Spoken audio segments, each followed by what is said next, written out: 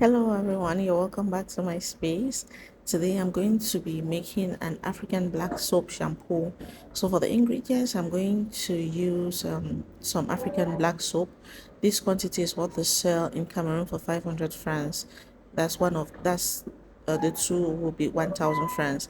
And then I have some hibiscus petals of olery, glycerin, lavender essential oil, and peppermint essential oil. There is my African black soap already grated, my hibiscus petal already boiled, and the water is lukewarm now. I'm just going to pour it in the grated soap and just stir for a while and just let it sit also on the counter until the soap completely dissolves.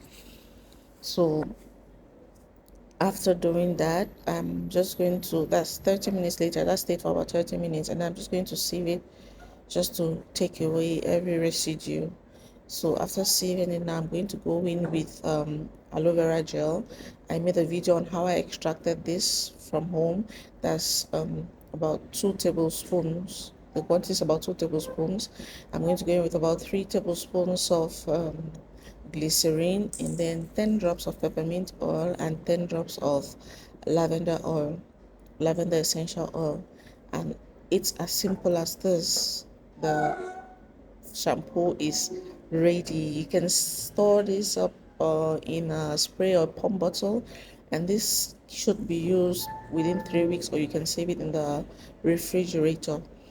You see, I just used it on my hair. You see how it lathers well. It lathers so well on my hair, and it actually made my hair to feel so soft as though it was a conditioner.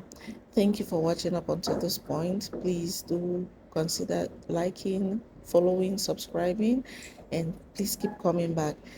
I'll see you in my next video. Thank you. Goodbye. By the way, no more buying of shampoo for me. This is a game changer.